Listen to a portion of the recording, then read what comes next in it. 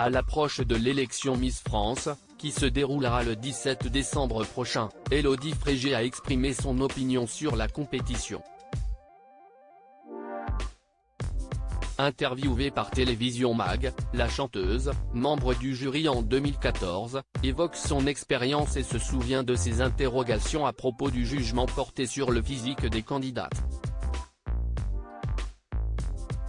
Après un an fait de paillettes et d'un emploi du temps surchargé, Diane Lair cédera sa couronne à une nouvelle heureuse élue lors de l'élection Miss France, le 17 décembre prochain. Un événement qui marquera la première année sans Sylvie Tellier à la tête du comité, après 17 ans de bons et loyaux services. Aussi, l'arrivée d'Alexia Laroche-Joubert en qualité de directrice générale marque un renouveau pour le concours. Pourtant, si la compétition fait peau neuve en appliquant de nouvelles règles légèrement moins strictes, comme l'autorisation des tatouages et la participation des candidates de plus de 24 ans, des femmes mariées et des mères de famille, elle ne reste pas moins controversée pour certains. Parmi eux, la chanteuse Élodie Frégé ne semble pas particulièrement à l'aise avec l'aspect quelque peu arriéré de Miss France, déjà dénoncé par le collectif Oser le féminisme.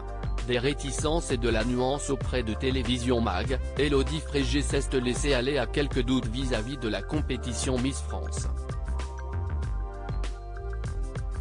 Si est toujours un peu bizarre pour moi, si je puis dire, ce concours. Si est très étrange quand même de mettre les femmes sur un plateau et de dire, tiens, elle, si est la plus belle, elle, si est celle qui parle le mieux, qui a les plus grands yeux. Je ne sais pas, a-t-elle remarqué. La compagne de Grégory Nicolaïdi est revenue sur son expérience en tant que jury du concours en 2014, visiblement plus motivée par l'envie de passer un bon moment entre copains que par la nécessité de juger les participantes. J'avais envie de m'amuser ce jour-là, justifie-t-elle. C'était une période un peu faste et je me suis dit, tiens, et si j'allais ?